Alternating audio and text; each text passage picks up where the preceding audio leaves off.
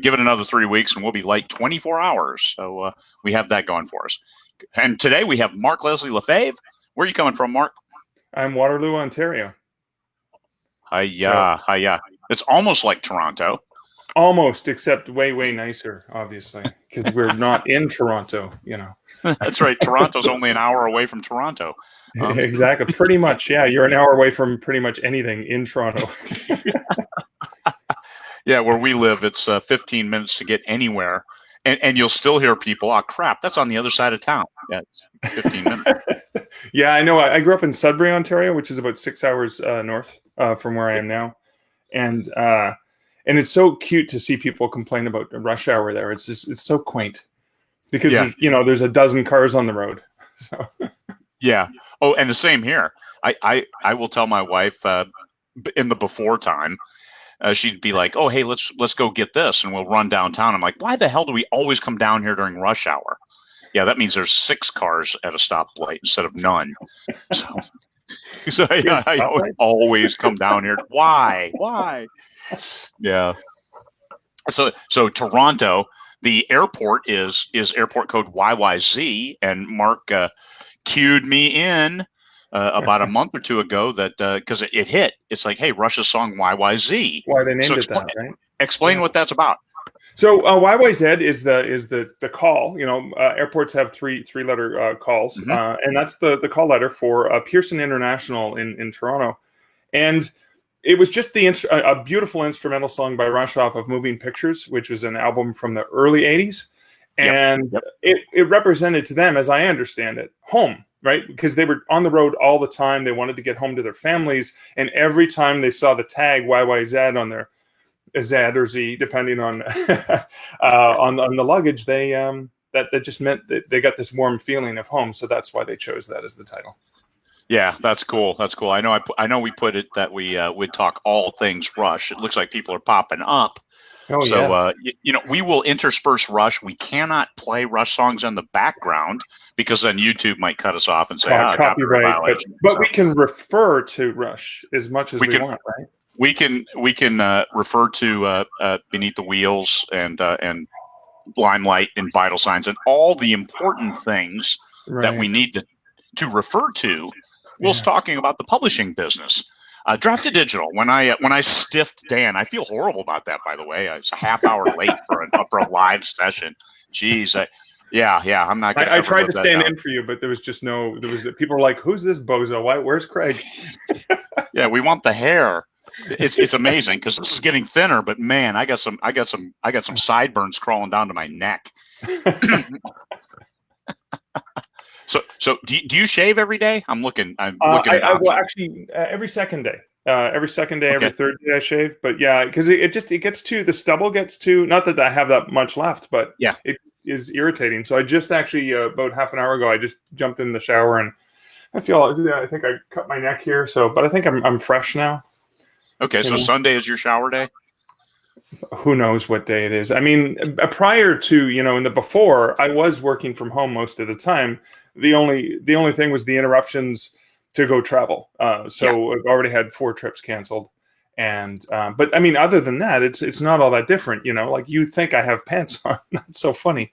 But the difference in the routine is now I'm just sharing Wi-Fi with someone else in the house. So that's about the only difference. I don't have the whole place to myself. So that's one of the differences. So did I lose the connection or you froze? I'm not sure if I'm still live. Maybe I'm the one who dropped off. We'll find out shortly enough. If I am still live, I'm imagining that Craig maybe had... Second, coming back. Almost back. Okay, I'm back. There he is. Okay, so I was still there. Yeah. You had I wasn't sure if I dropped out or you dropped out. So am I talking to myself or? No, I lost my internet. I have 2 different Wi-Fi's, MiFi's, just to make sure. And I drop out on occasion because I live back a beyond. Yeah, I get that. Yeah. I'll know the cover next time. So in the publishing business, you said 4 conferences were canceled. How long when's the next conference that is still going that you have on track right now? Well, let's see. So the Career Author Summit was supposed to be in Nashville. That's just migrated into an online Okay. conference. Let me see. Oh God, I don't have the calendar open in front of me. There are still things. Well, obviously, 20 books is still Samstown. I Hmm. saw your update this morning, Yeah, I but think Nink. think that could happen. Nink is still on. It hasn't been canceled as far as I'm aware. But yeah, and it's interesting because there's been a lot of local like writers groups that I go and talk to and things like that. And I was supposed to go to Guelph, Ontario, which is between Toronto and Waterloo. I think it was next Sunday I was supposed to go talk to them, but they're putting that off. And with a few other groups, they've just migrated it into virtual. I mean, Yeah. I just did. Well, it was going to be virtual anyways. I was supposed to go down on behalf of Draft to Digital and be there for the book launch that Kevin J. Anderson he's doing with his master's program in Nice. publishing.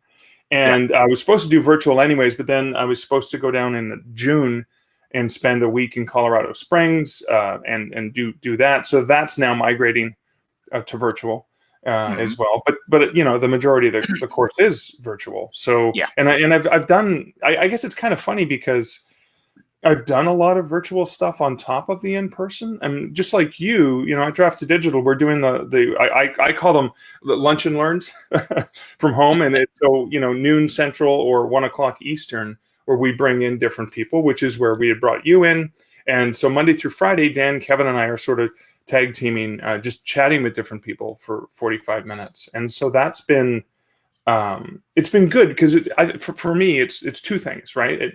It's let's provide some information. Let's do a spotlight and showcase somebody so that other authors can find out about them if they're not familiar with them, or if they're familiar with them, they can glean from their wisdom, share, ask questions. And then it also, in some ways, it's inspiration, information, but even distraction, right? Because we're all stressed out. We're all not sure what to do, and it's scary. You have to admit that it's scary. I'm in awe that you're producing so much because you're butt and chair getting everything down, and you were in actual isolation before you got to go home too. So you've been through Yeah. more of that trauma than a lot of other people. Like our trauma is, and I'm not making light of the trauma we're all experiencing, but we're all going through grief right now. We're all going through the various stages of grief, and we're trying to deal with the loss of the world we knew. I mean, Craig, I'm a hugger, right? I just that's what I do. I see people at Yeah. conferences. I want to embrace them and stuff, and I think is like, well, that makes me a serial killer now or something. You know what I mean? Like that's it's kind of like a negative thing. I'm gonna have to figure out ways to show my love for other people in from a distance, right? Like, hey, how's it going? Like that kind of thing is probably Yeah. coming. Well, a body condom, but that might send the wrong message too. Yeah. The but the conferences, Yeah. I actually don't expect Dragon Con to go, No, but I doubt it. Yeah. but a conference of that there's just so many damn people. You Yeah. cannot get out of somebody's space for 4 days. You're just trapped in you Right. can't even turn around. And so I don't see that happening because I don't see how Atlanta can implement any kind of social distancing measures No, not to at all. make everybody feel safe. I'm not. I don't think that one. And Well, San Diego Vegas, Comic Con, right, was that's recently closed. announced Yep. was canceled, and that's another massive gathering of our peeps. Yeah. So, Into a small area, and oh yeah, that's yeah, the big thing is you're putting a lot of people in a smaller area. And I was looking at Vegas, and I'm like Samstown, geez, 1,500, but 1,500 people, and all of Samstown. If we own all of it, you're in close space in the presentation facilities, but then you get space to maneuver. right, So right, we'll see. But Samstown is opening up before the Strip. I talked yeah, to yeah, Vegas last week, and they'll be opening up earlier, so they're going to have a lot more time to implement measures that they're going to know that work. And I think that's going to benefit us in being right, able to go as long as the flights go, because the airline yeah. industry has to come back too. Oh, that's true. Yeah, I mean, I have credits with I don't know how many airlines for canceled, and Yeah. unfortunately, I mean, I did London Book Fair was canceled. and I was supposed to go to that as well as to Dawson's event in Yeah. London. And Dan was already going, and I looked at it and thought, well, because it's only one of the events, not two of the events. Can I save the company some money and not go? And I looked at how much I would save, even with the cancellation fee and stuff like that. Yeah. It was still a significant amount of money.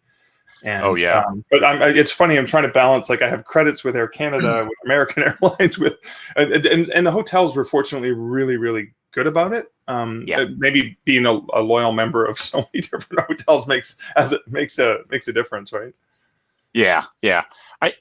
I not going to London saved me about 5 grand Yeah, personally. And yeah, those trips, I had a number of trips scheduled, and so I've saved a lot of money.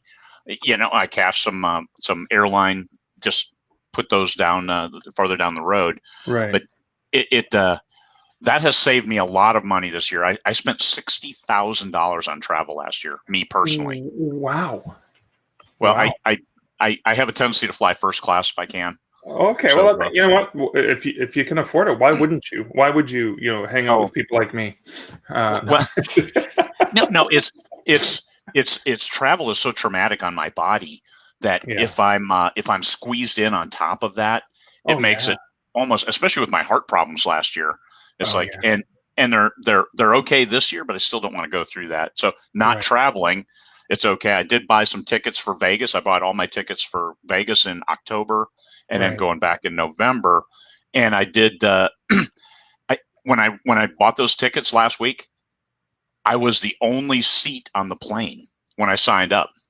You Yeah, went to pick your seat and you're like, hey, well, all of them, all of them were available. So I picked exit row in the window or the aisle, depending on yeah, the time of morning, and I actually get more work done in the exit row than I do in first class. Because if you're in first class, yeah, they they keep bring the bringing you. meal, Yeah. they bring the meal. The typing chair isn't as comfortable because you're Really? sitting in a bigger chair, and you've got to pull out Oh yeah, that yeah, that's right. Yeah. tray, and it sits too close to me. In exit row, the tray is far enough away I can extend my arms to type. Yeah, that's true. That makes sense. Yeah, because it is. Yeah, I never thought of that. So, and the Yes, exit row usually only costs an extra $30 or something like that, right? On a yeah, lot of flights. yeah. Oh, and it is cheaper than you don't get the hot meal and the towel No, and and stuff. yeah, I could do without either. But the Yeah. and if I'm a gold member on Alaska Air, like you're probably a elite member in a number of them. Exit row is no additional cost. That's true. Yeah, with certain statuses, you do get those bonuses once in a while. So So that's my travel tip. So yeah, this year, because I wanted to shepherd cash, because I didn't know the indie grant, we're doing 20 books indie grant, funneling money through me and giving money. We've given that money out to 61 different people so far, fantastic. and I expect another bunch of people applying towards the end of the month as the stimulus checks run out, as landlords are Right. merciless looking for rent, and we'll be able to help people out. So I've saved some money, and I can put more money against that as needed, and we'll continue to take care of people and get them through. Take care of the fellow indie authors and get them through Yeah. this time. See, I I know love during that about our community, right? It's just so people are always willing to look out for one another and support. That is just that warms my heart. yeah, That's and we've gotten donations. I drafted digital. We've gotten donations from self publishing formula from Mark and James Blatch. So as well as a lot of individuals. right. It is great to see, because I put it out. I didn't make a solicitation. Please donate no money to this, Yeah, and yeah. but still people are giving. One person sent me a note yesterday and said, "This is all of my royalties from an anthology that I participated in," Right. and sent me a an amount. I'm like, oh my god, it's Yeah. every bit helps, and I hope that I'm doing it justice in giving it to the right people and to Right. people who are truly in need. One person said, "Hey, I want this money so I can go to 20 Books Vegas."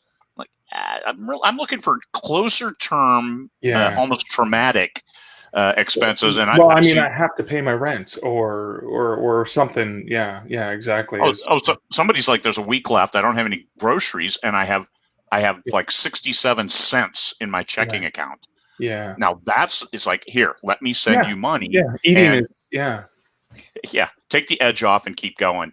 And Yeah. that's one thing we do. I know Drafted Digital, you guys have upped your game with the daily with your shows. Uh, Same here. We're doing daily shows and we're getting some great guests. And for those who haven't recognized it, what we're doing is, you see the guests. This is 20 Books Vegas.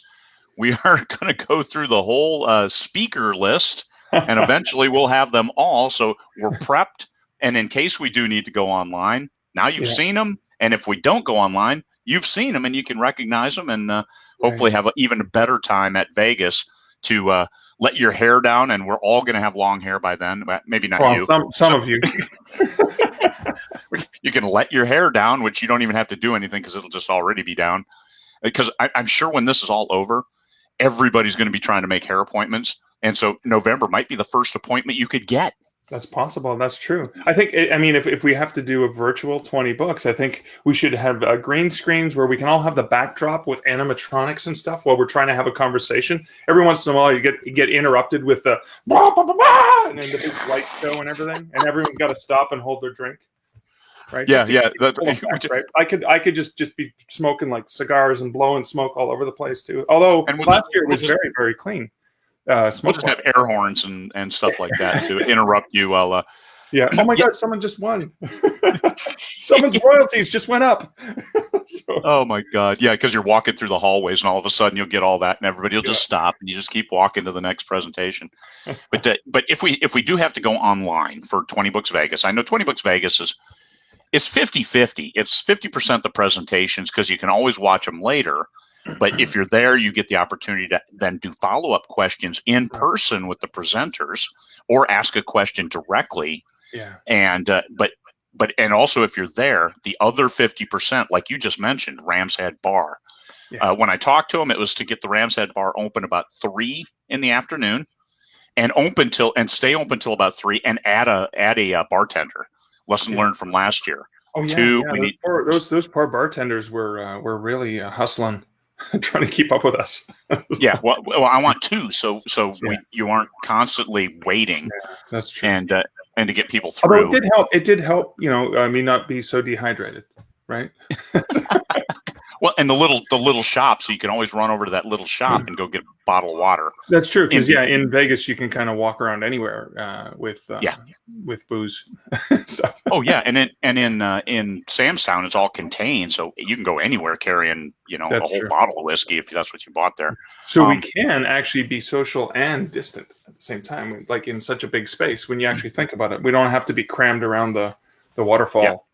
and So and loaded to the gills. yeah, I actually told them when we first set up the contract for this next year. I said, if you do any kind of annual maintenance on your animatronics, we volunteer our 10th through the 12th of November. And she said, you know what? That's actually not a bad idea. I don't yeah, know if they will, but because you look at it, they're kind of scraggly and stuff like that. I could right. see where they would have to do something. I mean, Disney, it was like every night they Yeah, would go through yeah. the Great Bear Jamboree and make sure. Well, I offered that, so That's maybe a we'll great get a idea. respite of a day or two. But for those people who might miss it, we have to make sure Damon Courtney's there, because then if you've seen his rendition of the animatronics, it's actually far more entertaining and sometimes a little bit louder. So we could Yeah, probably get Damon to do something so that people are like, well, what's the show like? And then just give him a few flashlights and baubles and he can kind of act it all out. yeah, that's yes. We are counting heavily on Damon to come through for us in the entertainment arena. Now so we talked about those things. Drafted Digital. Yeah. Right now, you guys are still. How is business overall? Well, it's interesting because one of the most dramatic things, now we have long been seeing an incline in library sales, right? That's been consistent. It's just been growing and growing and growing. And the last 2 weeks of March is 130% increase over the previous increases. So it was a Nice. significant, and that's for the whole month, but just based on 2 weeks of sales. Now we just started a massive sale through Overdrive to the libraries with adult titles at 69 cents in cost per checkout, and juvenile titles at 49 cents. And Dan has the actual numbers, but I think we have something like probably 18,000 authors participating in this promo, which is a massive push that Overdrive is doing to support libraries who are supporting people, the ability to read. And we haven't even seen the result of that yet, because that's a promo that started this month. So we'll know that by the end of the month. But what I found myself is, look, I always straddle traditional publishing and indie publishing, and I'm aware that there's a lot going on the traditional side that indies are maybe not as familiar with. So, print book reading, the reason major publishers seems like they have their heads up their butts is because they've been focused on shipping dead trees around, and they're really good at that. And the majority of the money they make is based on that, because 70 to 80% of all readers in general still haven't read an ebook. When you actually look at the stats, that's still the case. Now, what happened with the library shutting down is library patrons are suddenly have no choice. They have to move to digital. And what I found, even in the early days of ebook reading, if you gave yourself 10 days to go on an ebook diet, you were a converted person and you started reading ebooks. Maybe you still bought print books. I still buy and I cherish and love print books, but I read way more ebooks than ever before. So I suspect that, we talk about the Kindle Gold Rush days in the early days, and how you could put up any piece of crap and it would sell in 2011, 2012. We're not getting to that point again, but we're getting to a point where the market itself, whether you're Kindle, Kobo, Apple, Nook, the other Google, any of those marketplaces, it's growing in general because ebook reading is now being adopted at a higher rate than before. So I suspect, industry-wise, two things are going to happen. Our audience is going to grow. So if you had a BookBub or some sort of promo that you did last year, it's going to be a new audience coming in this year. The other thing I suspect is going to happen is we're probably going to get more competition from the big publishers, because the big publishers in the UK were already a little bit more savvy than the North American publishers were in terms of adept pricing and dropping prices and stuff like that.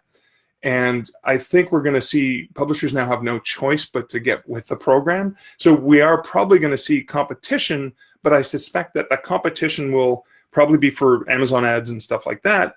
But the market's also growing. So I don't see a decline for anyone. I see nothing but an increase. That's kind of my short-winded, not very short-winded. Well, I see that, and I also know that TradPub was stiff-arming the libraries here in North America, for ebooks, and then they have since backed off on that, and they did that right before the coronavirus hit, and now they're probably scrambling, but they've already laid off a lot of their staff, because Barnes & Noble, I know that they've taken a huge hit. So if you're trying to publish through Barnes & Noble, you're having a problem getting a book approved and into their system.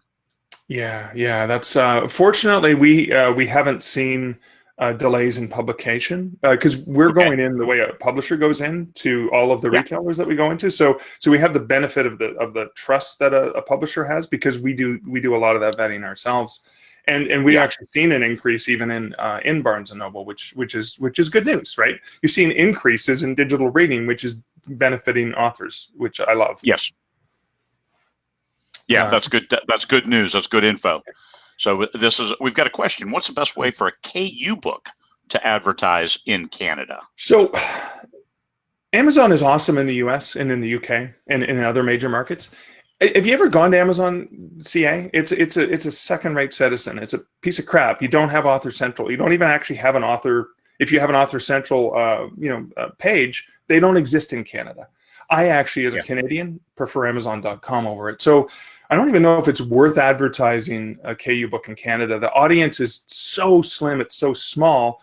If you're advertising on Amazon.com, you're probably reaching Canadians like me who don't go to Amazon. I only go to Amazon.ca when I need to get something shipped for free or to watch something Prime there. I use .com for the majority of my stuff. So Elaine, I would just focus on .com UK or the other larger markets.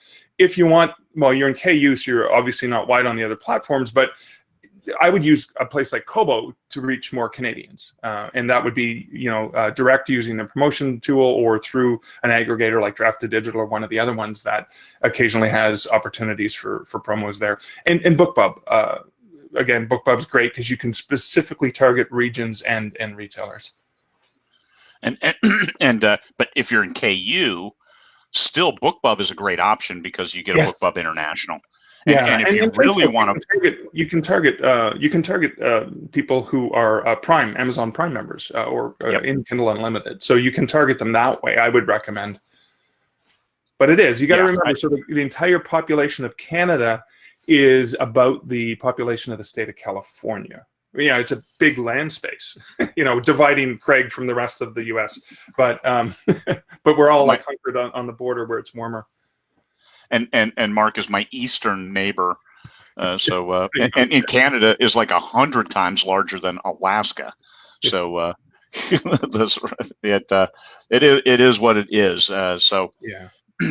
the tapping the Canadian market, we've all seen. I've gotten 2 BookBubs this year, 2 BookBub feature deals, and each one I hit number 8 overall in the Canadian market. Awesome. And the other one I hit 14, and both of those box sets were in Kindle Unlimited.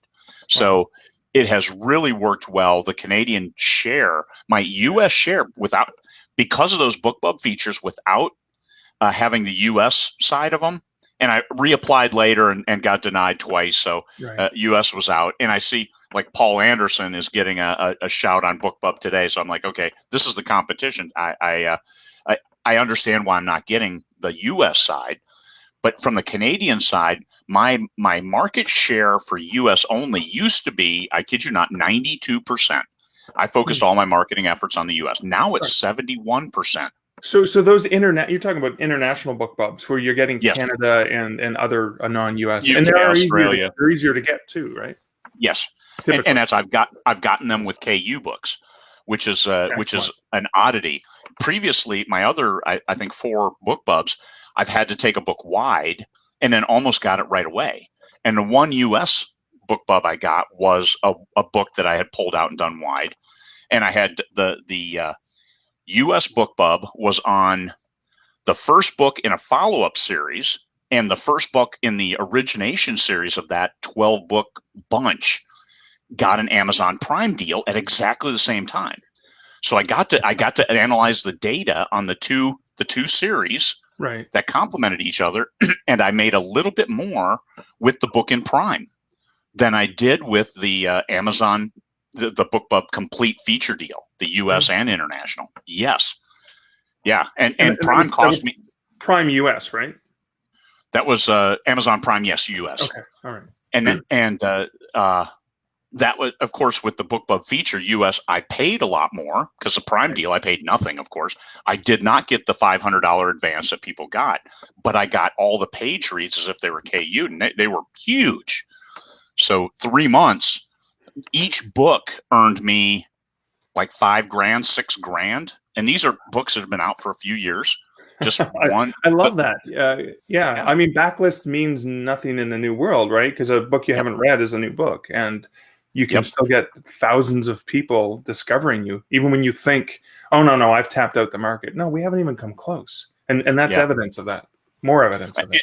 And I'll tell you, the BookBub feature that I got that included US was thanks to Drafted Digital's help, because I just I go direct to Amazon, of course, but then the other retailers, I'm like, I don't want to learn how to upload these individually. That would be painful. So just go through Drafted Digital. I get to check the different formatting. I'm like, oh, let me try this. Oh, I like this one. Oh, the template. You like that? Yeah. Well, a little secret for you. Even when I worked at Kobo and I was paying $10,000 a year for the free ebook conversion tool that was built into Kobo Writing Life, I was using the Drafted Digital conversion tool because it was way better.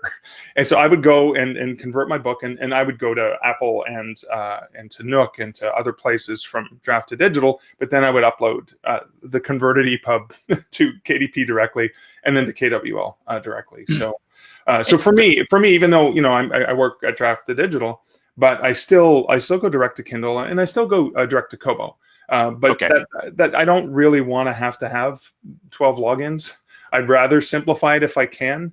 So there's pros and cons. There's no one right way of doing it. And I've got books all over the place in terms of, well, this one's direct and this one's going through this aggregator and this one's going through. Because for me, and I have books in Kindle Unlimited, even though I'm an advocate for wide, and I always have, because for me, I need to understand how the industry works from top to Yeah. bottom. I need to understand indie publishing. I need to understand traditional publishing. If I'm going to be of value to help other people, I need to understand it.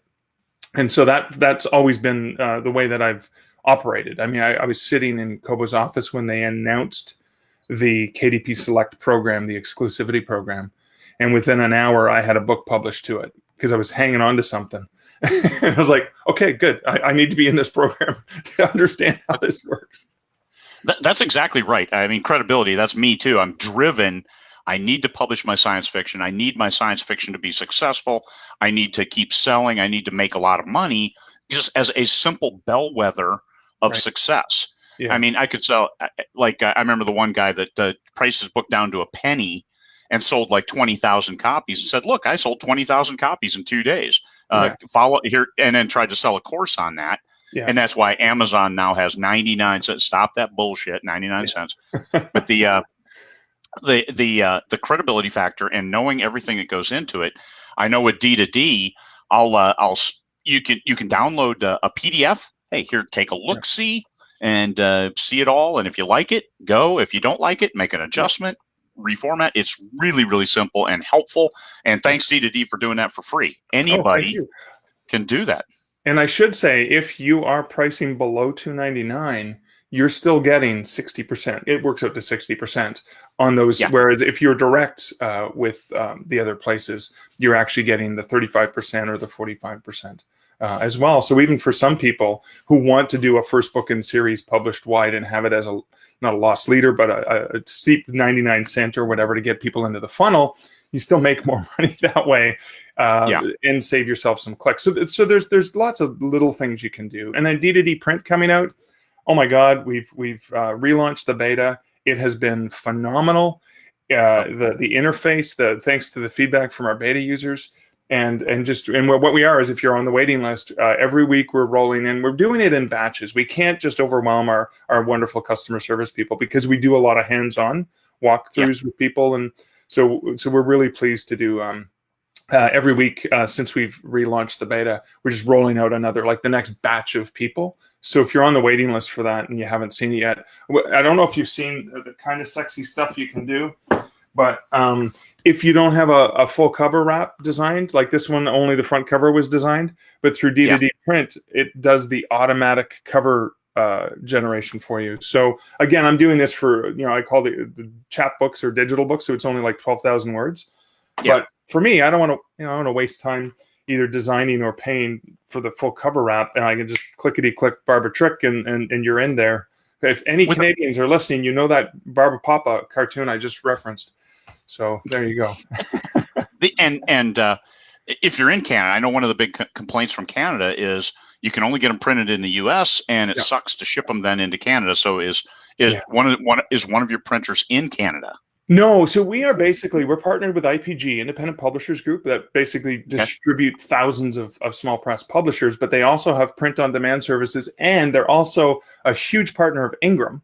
So it's basically, I call it, it's like Ingram Spark Lite. Ingram Spark is the Rolls Royce, the Cadillac. D2D print is the Ford Focus. It's reliable. It'll get you there. It won't cost you the crazy gas fees and stuff like that, but it'll get you there. And it's free ISBNs and broad distribution. But all the printers are in the US. Now, we are looking at, for people like me and people in Australia and outside of the US, we are looking at author copy solutions to make it more affordable. So right now, whether it's KDP print, whether it's Ingram Spark, whether it's D2D print, I'm getting those shipped across the border, and that's killing me. So what I've done is I've even used a local printer for those because it may cost me more, but there's no shipping, or the shipping is minimal. But so right now, one of the things I've been working on is how can we make the biggest hang up we have right now is author copies and getting author copies internationally at an actual affordable rate. And I'm very driven to find a solution because I have a personal vested interest in it. But then even author copies in general, just making it quicker, more streamlined. That's something that we are working really hard at. Okay. So. Good to see because it's an issue, and that's something that and you're looking at sheer volume and size. Yes, the U.S. market, but Australia and Canada, they both need a little loving. Yeah. And Yes, we and do. Us hopefully Commonwealth countries. Yes. and hopefully D2D can bridge that gap. I figured you were working with Ingram somewhere in getting those Yeah. printed. And actually, on Wednesday, we have Robin Robin Cutler. Cutler from Ingram Spark Oh, cool. Yeah. on the Yeah. show. Yeah, Awesome. yeah. And I know they have recently announced some discounts and coupons Okay, for authors. cool. I don't Oh know. yes, Yeah, yeah, because there are setup fees and stuff like that. But I know that I think they're trying to help out as well. So what I love is, and this is why I love D2D, and I love the DNA that we have, yeah, is we just want authors to have a lot of choice and to choose what's best for them. And we're not really gung ho about having to force people to have to do it a certain way. It's kind of like, well, here are your options. Do what's best for you, and we'll be here if you need us. And I love that. That's why I joined the team, because I didn't, when I left Kobo, I wanted to be independent. I did not want to be beholden to a corporation, but D2D doesn't feel like that. D2D feels like a friend, and yeah. it felt natural that I would fit in with the guys there. If anything, I'm probably more corporate than most of the people there in terms of my approach. So Well, I think what and why Drafted Digital is such good friends with 20 books to 50K, because we do the exact same approach. yeah, Here's the buffet, pick and choose what you want from it, exactly. and and you put the responsibility on the author. You're upfront about your fees. 10-15% is your fee, but then you make everything transparent. Here's Yeah, all of it, and the ease of access for price changes. You can do like a countdown deal through Drafted Digital. I will yeah. select these markets for this price for Oh, and you these can dates. schedule multiple promos. And the Oh my benefit, I God. have to tell you, is when you schedule it in advance, we have very much the same kind of an account that Random House would have with the retailers. We send it in an Onyx feed to those publishers. It's in their system. So it's not sitting there at midnight, like in a sleeping bag, waiting to buy tickets to the Springsteen, whatever. The price change is in their system and triggers at midnight local time. So you're not going, oh, I have to sit there at 11:59 and push publish, right? Yeah, And that's a huge benefit, because if you're doing promos and you want to make sure, and you do technically, the terms of all the retailers is you can't have a cheaper book anywhere else, or else we yeah, will price match. Amazon's the only one that actually does this in an automated fashion. yeah, Kobo will apologize to you because we're Canadian. That's what Canadians do, is they just apologize. I'm sorry, but your price is, you're violating. You should please consider changing that. but I love that. Those tools and those features are awesome. And what I love about that, we are going to be ramping up the promotions tab.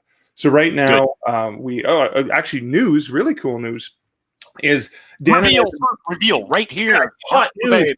Now, so Kara Tomlinson, you may recognize that last name, has just joined the team. And so Dan and I have been working really, really hard to work with Overdrive and Kobo and Apple. Those are the three partners that are very cooperative in doing these things with us, to try to get more promotions for our authors and get them into promotions. Well, Kara just joined the team, and actually tomorrow on Monday, I'm going to be training her in some of the stuff that I was doing, which was trying to help Dan with some of that promoting stuff and working with the retailers and saying, okay, we've got these books that are coming out. We've got pre-orders for them. Kobo, what can we do with you? Apple, what can we do with you? Overdrive, what can we do? And Kara is going to be specifically focusing on that. And so right now we have these manual forms we have, but we are working right now for those outside the system forms, working on building that in as much as we can into the promotions tab. And if you go check out the promotions tab on Drafted Digital, that's where you do. Right now it's just about price promos, but soon there may be links to, okay, there's a promo coming up. Do you want to submit titles to it? So right now it's very manual. It's very time consuming. We use a Wufoo form so we can export it in Excel. Then we have to run it against the database, make sure you put the ISBN in correctly, put it in the right format for each of the retailers. So there's a lot of that stuff. So I'm ecstatic that Kara's joined the team, and we get to do more of that now. Because again, getting authors in front of more readers on as many different platforms as possible is fantastic. That is a huge win. Yeah. And something I think we're all trying. The people who are, I hate to use the term leaders in the industry, but just people who others look up to. I think it's incumbent upon us, especially as part of our giving back, Right. is to share and help people get their books in front of other people. Because the one thing that I promise is that I'm not going to carry you. You have to carry yourself. We can help get your books in front of people, but people aren't buying them. I Right. can't make people buy books. So No. then it comes back to, do you have the cover? Do you have is the blurb making the sale? Right. When they start reading, do they keep reading? And Yeah. that's all on the author. And Yeah. now, but just providing those opportunities, because I know when I first started, I had no idea what to do. I published through Amazon, but I didn't have any idea. Well, Amazon ads, what does that mean? What are these? I mean, it was back in the old days of 2016 when I hit publish, but but still, I had no idea Yeah. of all Yeah. of the tools available to me to get those in front of people. I'm like, oh, I'll just buy a BookBub, and people laughed at me. I'm like, what are you laughing at? Oh, hey, yeah, 68 rejections later. I'm like, that was a stupid plan. But again, but you learned, and here's the thing: in a relatively short period of time, because again, I've been in the book industry since the dark ages, like the '90s. So, Yeah, um, in a very limited time, you've learned a lot because you paid attention, you listened, you asked questions, and you learned. And so you're right. It's incumbent upon the author to figure out the way to get the best book out there to the right audience with the right yep, ways, with the proper right, that you've got it edited, that the design is good, that the cover is attractive, that the blurb is compelling, and that the text itself makes them want to read the next book. You did all yep, those things, and then you listened. Okay, what do I need to know about the industry? And what I love about that is now you're just helping other people do that as well. I was listening to Jay Thorne on the Career Author podcast yesterday, and he was talking about that. He remembered the time when he reached out to Hugh Howey, who mm-hmm, Wool and the international yep, best-selling success that he had early on and still has to this day. But Hugh read one of Jay's books, and Jay was like, "How do I thank you?" And Hugh said, "Just help other authors when they ask for help." And that's the thing that I love about you and this group is just help the next person along, help them up the mountain, as you say. yeah, yeah. So It's gratifying too. The sort of yeah, gratification. I mean, balancing it is tough for me yeah, because I do so much outside of the actual writing part. But I still get my writing done. I still get my words. Right now, I'm rewriting a 250,000 word mystery series that I published last year that tanked because I targeted the wrong readership. right, I hit it the wrong way. So this is we pulled it in December. We unpublished it, let it die. Put all new yeah. covers. We have an all new marketing campaign. We've combined all 9 titles into a single book, and I'm working on the Ooh, rewrite. And I'm almost halfway through. I'm doing 50,000 words a day wow. on rewriting. So 50,000 words focus. a day. Dude, do you sleep?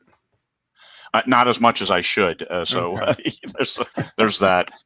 See, But it's I like want to get this done. NaNoWriMo is 50,000 words a day, not a month. So Yeah, we'll call yeah. it Come on. Martelle Rimo or something like that. Yeah, step up your damn game. Now I've got the. I mean, a lot of it doesn't need to be tweaked, but Yeah. some of it does. So I'm getting it. It's still. It's eminently doable, especially when you put in 16 hours a day at the screen, Yeah. almost to the point of being blind. Wow. But it's that's for me. As soon as it's done, we're going to publish it because I'm looking at it. I'm like, we don't need to edit again. I'll probably hit a few proofreaders, and that's it. Yeah. And then dump it. We've got great covers. We've got a great marketing set of graphics ready to go. But all of that, this is how you launch a book, Yeah. and better targeting for the audience. And then next, I want to write back into my sci-fi. My biggest selling series, the final book in that series is next, and I want to get into writing it. So I'm driven to finish editing this mystery series, Yeah. which is not a standard genre for me. Yeah, yeah, it's true. Yeah, it's outside, which is great because you're finding new ways to challenge yourself and explore new avenues, new opportunities. Right? That's you never get stale that way, right? No, you got to stay frosty. But Hugh Howey, you'll get to see him in Vegas. Yeah. He's coming to as long as we're still everybody still Right. comes Yeah. who's signed up. We've had a few cancellations over the last couple of weeks. Yeah, I can People who imagine. hit some financial dire straits already and said, "I know that I'm not going to be ready by November." to spend money to come, and that's fine. We're refunding everybody who I needs a imagine you have a refund. waiting list, right? Of we're, other we're going to people. fill we're going to Yeah. fill plenty of No, seats. yeah, it's not like you're not going to fill those seats. Yeah, that's true. No, and even if it drops down to 1,300, 1,200, 1,000, we're fine. Even if, yeah, that's Yeah, funny though. It's like that's still not a insignificant number of really awesome people hanging out together. yeah. Because I was thinking 1,600. I mean, because if it did drop down to 1,000, people Yeah, didn't want to come or couldn't get a flight or whatever. right. Then Yeah, 1,000 people and all of us owning completely Samstown with only 1,000, that yeah. would be cool. That's it's kind of interesting because I mean, in it did sometimes feel like that because you couldn't go anywhere and not see some cool person that you recognized With the or badge, with figured the well yellow. they're part of the thingy, but now it's just going to be yeah, well we all are. Yeah, Yep, that is yep. kind of cool. I look forward to it. I think we're all going to need to get out by goddamn November.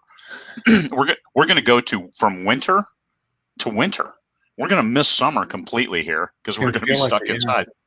Because Yeah, our with winter, all that daylight that you're going to be getting. yeah, and our winter could start in September. I mean, it Yeah, usually right. starts in October anyway, but it might if it starts in September. We're going to miss it. We're going to miss summer. Holy crap! Yeah, well, But it's funny. We just I was supposed to do a 50K. I was training to do a 50K because I turned 50 uh-huh. last year and I wanted to do that. And so it was a summer solstice run. The options were 100K, which probably would have killed me, but 50K. I'm like, okay, I've only ever done a half marathon, never done a marathon. Let's do this. And we were in the midst of training for that. Now in the winter, I don't I don't do outside in the cold because I sweat too Yeah, much. So we had to stop going to the gym in early March, and then it closed down a few days after that. So we'd run outside a few times, but I just ordered a treadmill because I'm just not getting the exercise that I used to get when I would go for a 5 to 10 to 18K run. And so yeah, now at least, well, maybe I can hook up the laptop and even walk on the laptop, like walk on the treadmill. yeah, And so I'm finding the adapting to the new world interesting because we are scared, we're nervous, we're frustrated, but I think we're yeah, also as creative people, we're finding new ways to adapt and new ways to explore. That's part of what it's in our DNA as writers, as creators. We have to write, we have to tell stories, and it may not be, and I only discovered this about myself recently, it may not be in the way that I thought it was because I'm not getting done the writing projects I had put on the slate and said, oh good, now I have time, now I can do this, but I'm getting other creative things done, and I'm cutting myself a little bit of slack to not beat myself up if I'm not right. There's probably people watching who are like, oh, I can't, I can't focus, it's too much in my mind, I can't do the long projects. Well, maybe a short story, maybe an article, maybe there's something you can do creatively that there's less resistance, that you can actually just kind of push through and maybe discover something new. You're writing mystery. That's a different thing for you, and maybe that's a thing that can help people if they're suffering from comparisonitis like I am when I go, wow, you wrote 50,000 words this month, right? Like, oh, gee, I'm kind of a schlump. I'm just going to walk over here. But so yeah, that's yeah. but then I think about well, what are the other things that you've overcome? Maybe you're not writing as much, but maybe you've gone out for more walks, gotten some more Yeah. fresh air. Well, that's actually good for your creativity in general, and maybe your stuff's gestating, and it'll come out in another month. I think, And I think that's the hard thing is and good points on keeping using your creative mind to get away from the trials and tribulations of today and yeah, every hour. And right, sometimes it's okay just to be able to wake up and get up. And that might be good enough for the whole day. And yeah, don't beat yourself up over anything. yeah, I mean, yeah, if you're not productive, don't beat yourself up, yeah, but look for ways to be productive. One yeah, of the things that I need to do is when I'm doing something, I might take my phone, like while I'm waiting for green beans to microwave for 4 minutes or something, and I need to put that in my pocket and just think, where am I going next with the story, right, and use that time because I type with one thumb on my phone. So if I'm answering Facebook posts, it takes absolutely forever and it's riddled with errors and needs edited. So I was probably better off just tucking that away and Yeah. just thinking about the story, because you need your thinking time, Yes. and not to check Worldometer for the latest death numbers and shit like that. That'll Yeah. drag you down and penetrate your soul. Yeah. How do you get away? I mean, take your Yeah. dog for a walk. I mean, your happy puppy was barking earlier, and Yes. yeah, she Well, the was other yeah. Yeah, and the other thing, and this is something I used to do back when I was in university, and when I was writing, is I would write parody lyrics to a pop song or to a poem, classic, because I studied English language and literature, so the classic poets.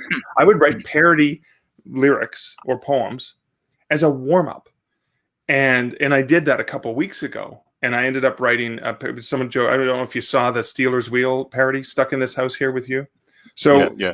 I was goofing around, and it just morning, I was like, well, I can't get anything right, so I'll work on this parody, because somebody had made a joke saying, well, it's probably because she's stuck in the house with you that your stupid dad jokes are rubbing off.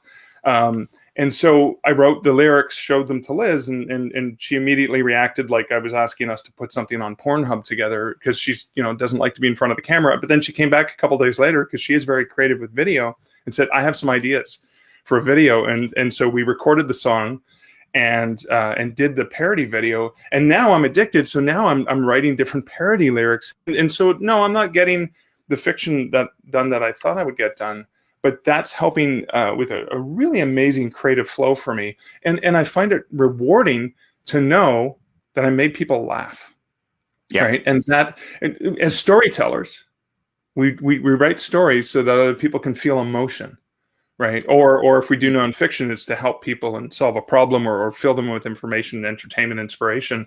And so I've satisfied that aspect of my persona, that I want people to feel. Normally, I write horror, and I want them to be scared, but I think they're feeling scared enough now on their own, so I can have them feel scared about it. And Kevin J. Anderson, I interviewed him for my podcast, and he said this brilliantly about writing through trauma is, when we write these scary things, when we write tragedies and things like that, we're still in control as writers. And I love that he said that, because at least it can make sense in our universe. So we can have scary things happen in a thriller or a science fiction or whatever, and people can be shooting at each other and solving adventures and stuff like that. We're in control, and that gives us some semblance of making sense of things.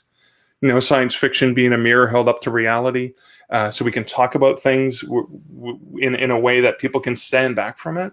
And so for me, that's why we write, that's why we tell stories. And so I guess making sure that I can help someone else laugh or smile, like it's why on Instagram, I've been sharing really horrible, bad dad jokes, because you can laugh at me if you're not laughing at my joke, right? But I made you laugh, I made you smile, my work here is done. And in the meantime, that's helping carry me on and say, well, I do have something to share with the world. And I will get back to my fiction writing, longer prose, longer when things. when the time is right. Yeah, The exactly. and in the 5 stages of grief, that helps you get to acceptance quicker. Yeah, It exactly. does it doesn't mean you have to love it and embrace it. No, you just have to accept Yeah, that this has happened. Go from the denial through the anger, through the bargaining, through the depression, yeah, and then finally get to okay, yeah, acceptance, and move on. And that is a good coping mechanism to get you there. yeah. And as Pink Floyd would say, you can't have any pudding if you don't beat your meat. So How the can you have any pudding if you don't eat your meat? that's But clearly we they haven't can't. quoted Rush. What's wrong with us? Now, progressive rock. We do have Pink Floyd, so they're got Yeah, yeah. a good mark there. It's almost there. I mean, Yeah, brother, how can you spare another war? Can you spare another wasteland? yeah, Can you that's right. spare another lost generation? So That's right. And that's the same thing as how can we keep together walking through revolving doors? We need someone to talk to and someone to sweep the floors, from the same album. there you are. It doesn't get any better than that. But Yeah. the the publishing industry right now, I think, is wide open. And as Mark Dawson has said repeatedly, there's never been a better time to be an indie author. Yep. For some people who have been furloughed, writing may be your only source of income at this point of time. So Yeah. take the advantage and write. Now, your whole world may have changed. Now you've got 3 kids at home that you need to homeschool. Just develop a new routine. Do not force yourself into putting the kids in front of Pinocchio for 4 hours straight. on the TV while you write. I mean, find a routine that works for you, and even if you're producing less, you still need to produce, because when we come out the other end of this, those products are hopefully going to be what's carrying you through.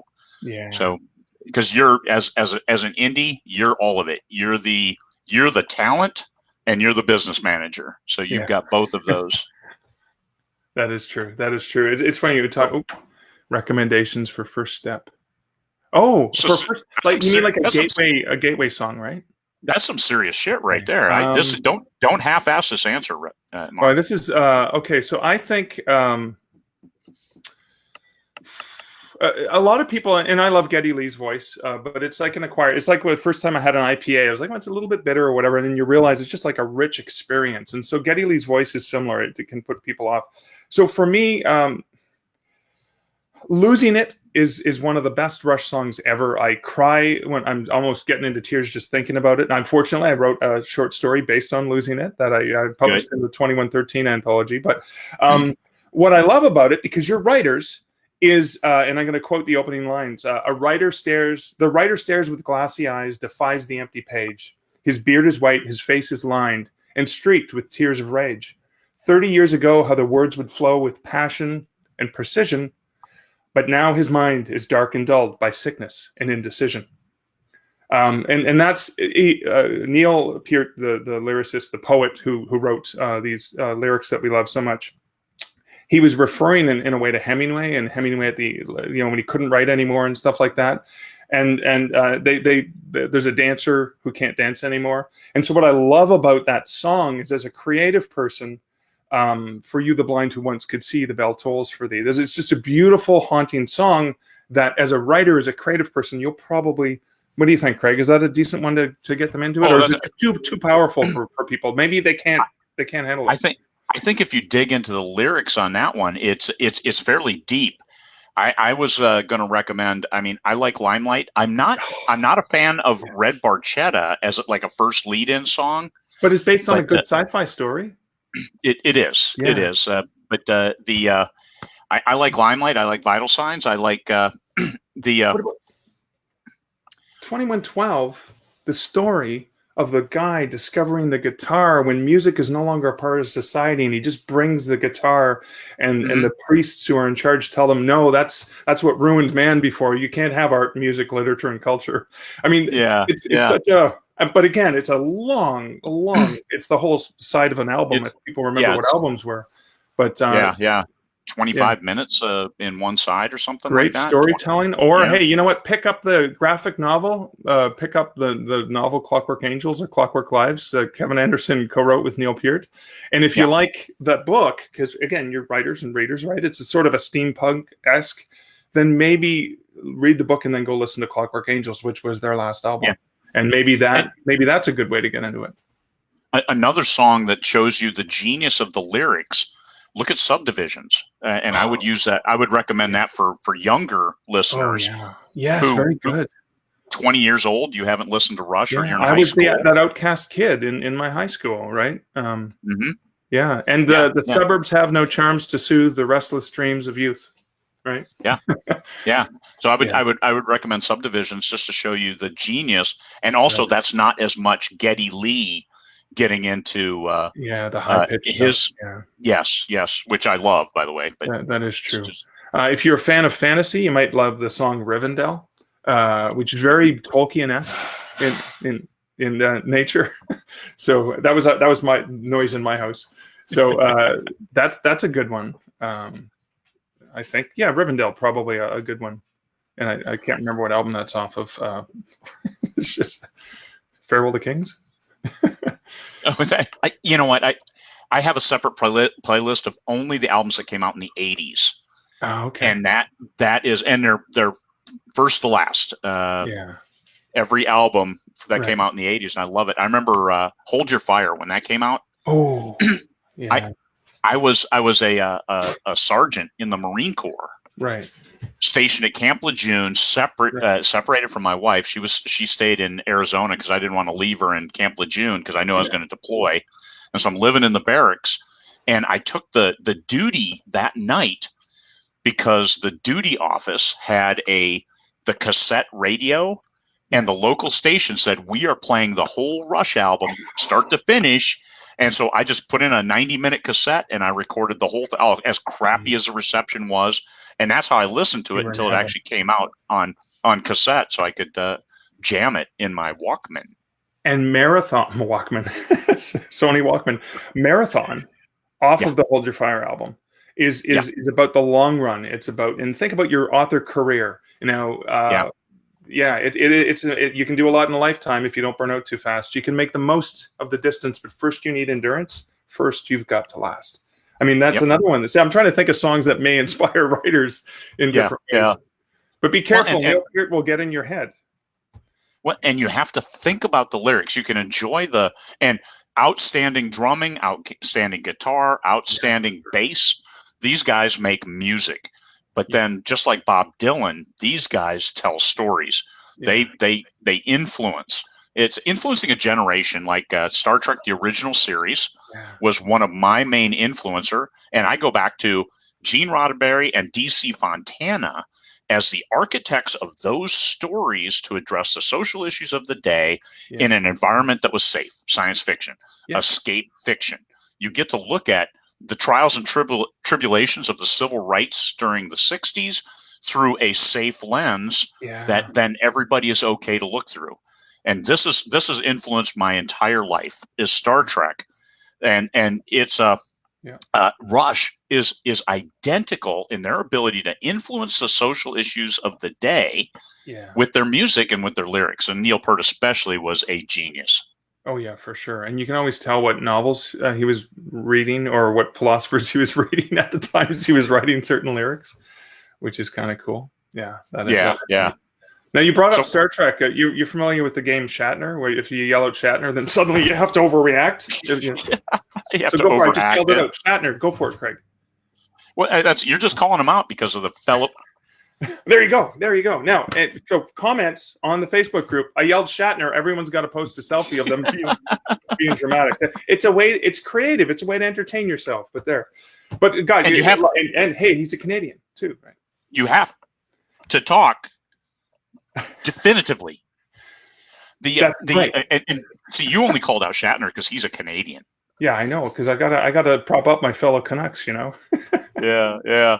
That's we're rewatching Stargate Atlantis. We're on Oh the yeah. fourth season now, and just like Stargate SG-1, I love how every alien planet is British Columbia.